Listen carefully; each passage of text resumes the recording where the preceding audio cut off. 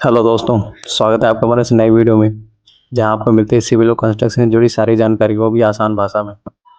अगर आप भी अपना घर बनाने की सोच रहे हैं तो सबसे पहला सवाल यही आता है, कितना खर्चा आएगा मेरे 1000 स्क्वायर फीट के घर बनाने में। कोई ठेकेदार ज़्यादा बोल देता है, कोई कम, और आप कंफ्यूज हो जाते हैं कि असली खर्चा कितना आएगा। तो दोस्तों, आज के इस वीडियो में मैं आपको एक एक चीज़ का पूरा हिसाब बताने वाला हूँ। तो पहला सवाल मन में यही आता है कि कितनी सीमेंट, रेत, गिट्टी और स्टील लगेगा। आज मैं आपको स्टेप बाय स्टेप कैलकुलेशन के साथ बताऊंगा। साथ ही मैं आपको ये भी बताऊंगा इसे इक्वेशन की तरह किस तरीके से समझ सकते हैं, ताकि आप एक अंदाज़ा निकाल सकें और आपको कोई फ्यूचर में बेवकूफ़ ना बना सके। तो आप अगर घर बनाने की सोच रहे हैं तो घर बनाने से पहले इस वीडियो को पूरा देखें, पूरी जानकारी के लिए। तो चलिए स्टार्ट करते हैं। सबसे पहले हम स्टेप 1 में स्लैब की वॉल्यूम निकालेंगे, और स्लैब के वॉल्यूम का फॉर्मूला होता है volume in CFT is equal to area in square feet into thickness, जो कि हम फुट में होगा। एग्जांपल के लिए हम एरिया ले लेते हैं 1000 स्क्वायर फीट का। थिकनेस हम 5 इंची लेंगे, 5 इंची को हम फुट में बदल देंगे, जो कि 5 से डिवाइड करके ये हमारा होगा 0.417 फुट। वॉल्यूम जो कि हमने 1000 किया था इंटू 0.417, 417 क्यूबिक फीट। हमने अभी तक एक स्लैब का वॉल्यूम का निकाला है, जो कि हमारा निकला है 417 क्यूबिक फुट। अब हम नेक्स्ट स्टेप की तरफ बढ़ते हैं। लेवल की है स्टेप 2, कंक्रीट मिक्स रेशो। अब हम कंक्रीट की क्वांटिटी निकालेंगे। हम M20 कंक्रीट यूज़ करते हैं, जो कि होता है 1:1.5:3। इसका मतलब होता है 1 भाग सीमेंट, 1.5 भाग सैंड और 3 भाग एग्रीगेट यानी गिट्टी।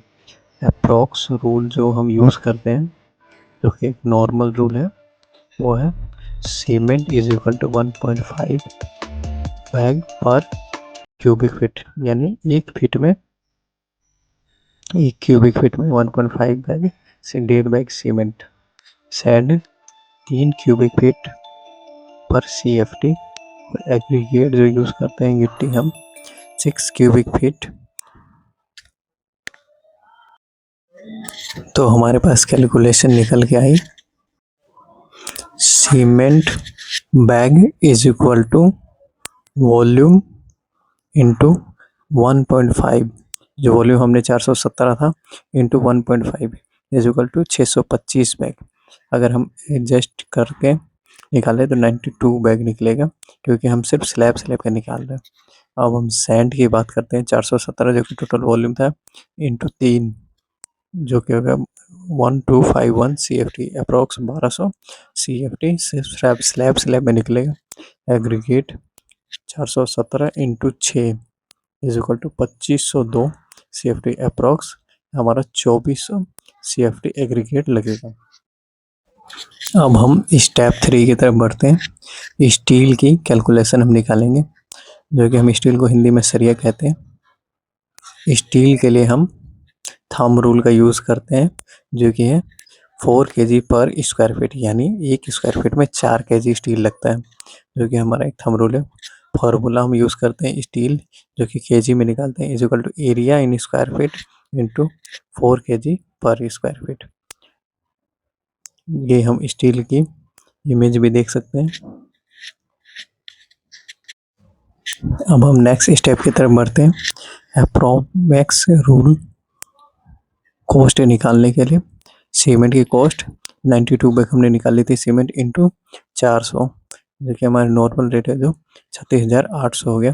सैंड जो हमने 1200 CFT निकाली थी, उसका इंटू 50 से मल्टीप्लाई कर देंगे, जो कि हमारा 60,000 निकल के आ जाएगा। एग्रीगेट 2400 CFT इंटू 40, जो कि हमारा 96,000।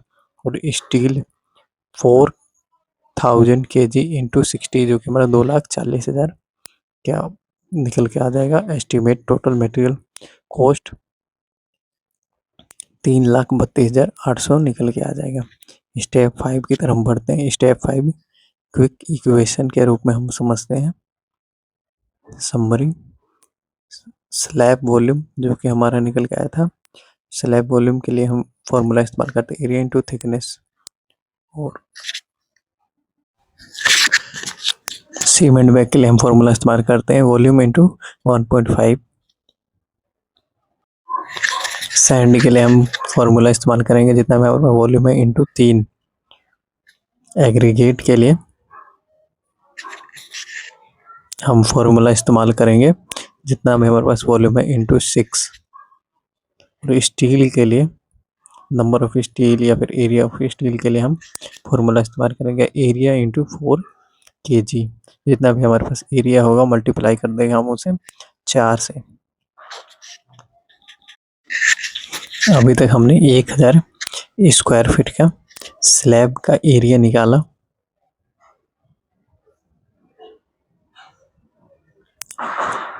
टोटल मटेरियल जो 1000 स्क्वायर फीट का टोटल मटेरियल का कॉस्ट पड़ा हमें सिर्फ छत ढालने में, वो 3,32,800, जिसमें लेबर और मिसलेनियस चार्जेस अलग से हैं जो कि इंक्लूड नहीं है। अगर ये वीडियो अच्छी लगी तो लाइक कीजिए और शेयर कीजिए अपने घर बनाने वाले दोस्तों के साथ, और सब्सक्राइब कर लीजिए क्योंकि मैं अगले वीडियो में बताने वाला हूँ कैसे पहचाने नकली सीमेंट बैग और असली, सिर्फ 2 सेकंड में।